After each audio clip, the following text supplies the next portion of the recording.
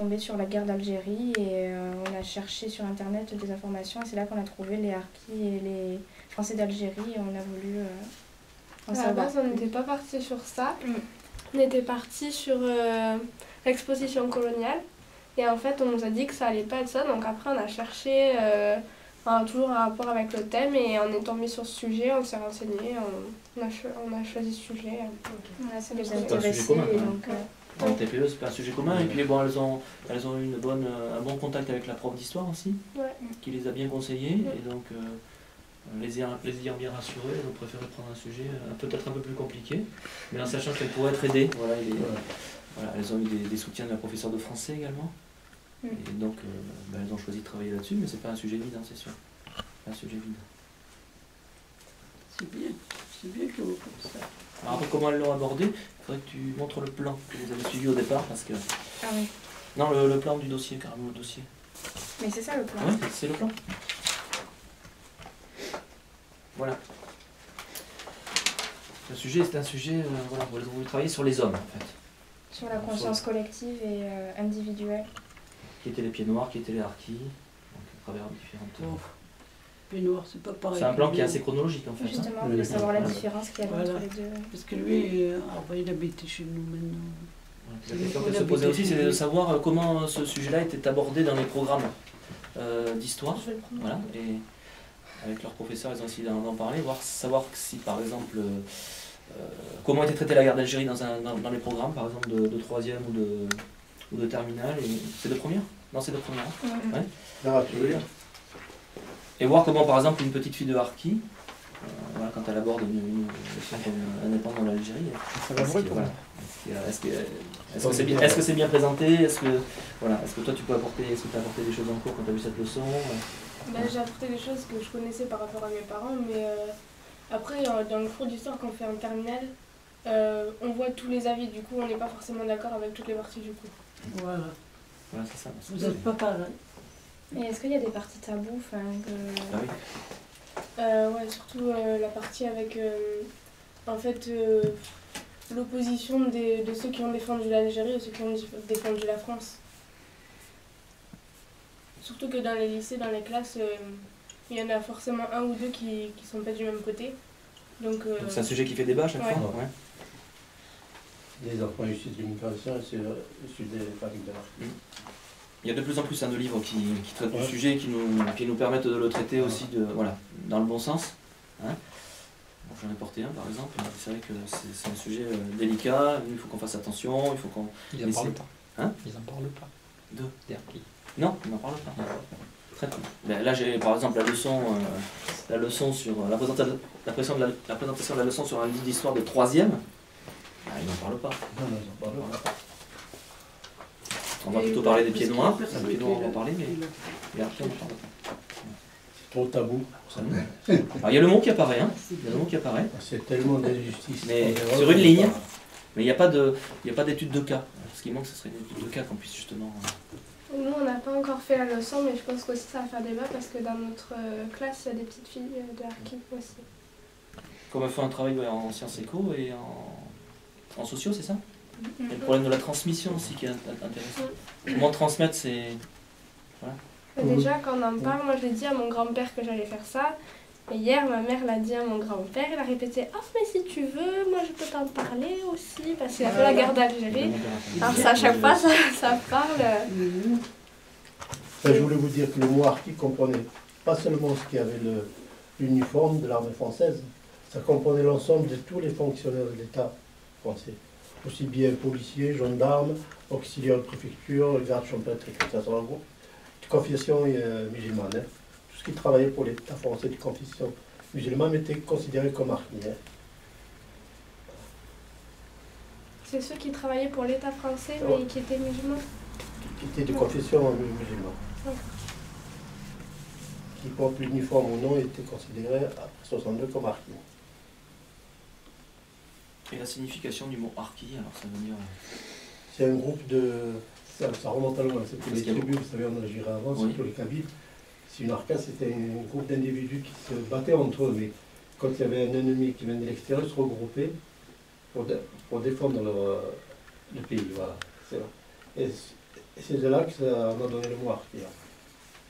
Parce qu'on a formé des groupes pour sécuriser les villages et tout. C'est à ce moment-là qu'on a donné le mot harki.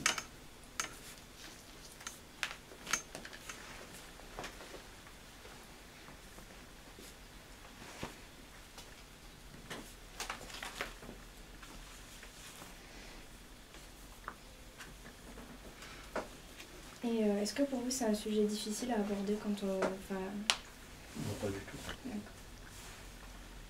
Au contraire.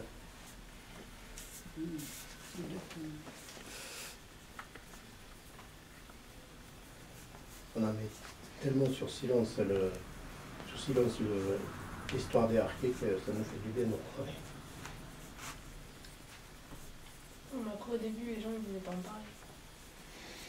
C'est C'est le fait que ça fait maintenant assez longtemps que du coup on veut bien parler. Avant on en parlait moins.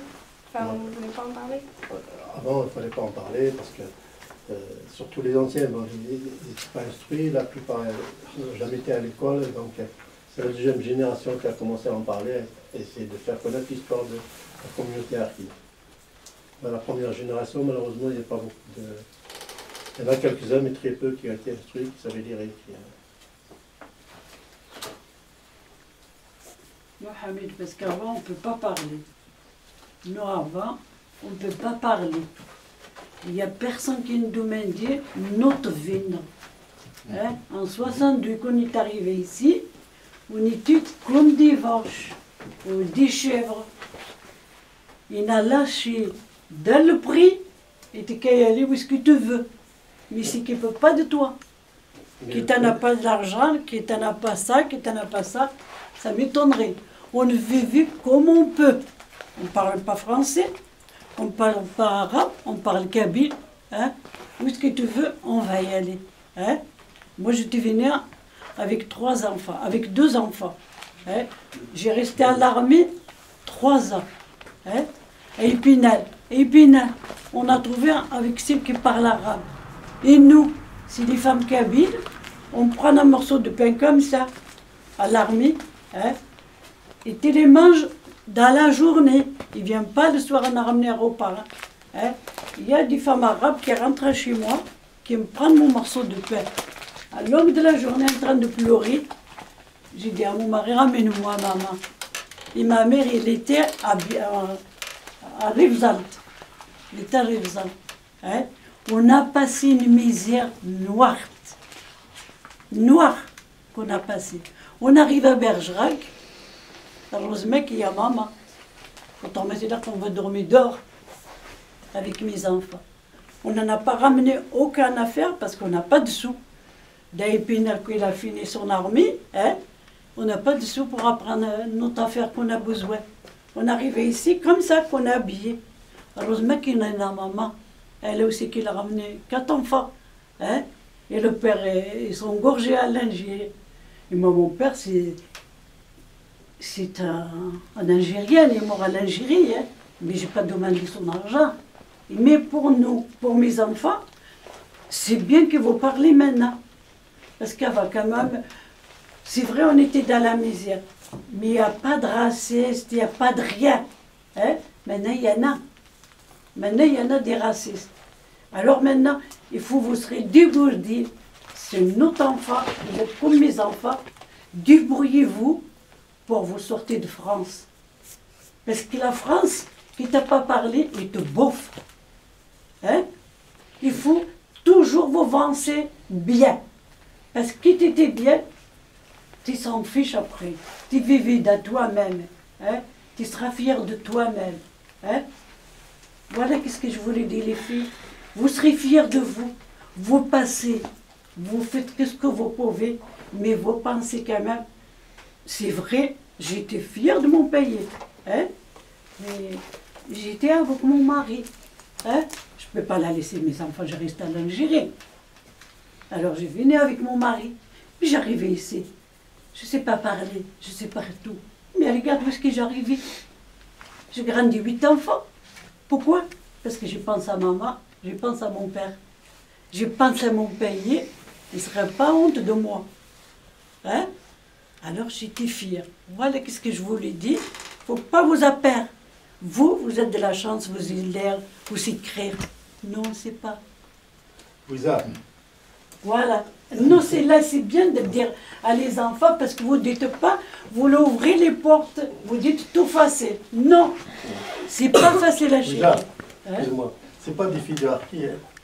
Non? Non, non. Ah, moi, je croyais. Excusez-moi. Ah, excusez-moi, je croyais. Non, non, non. Même. Non, ça fait rien. Non, mais elles ont compris le message. Hein. Voilà, voilà, Ah, voilà. c'est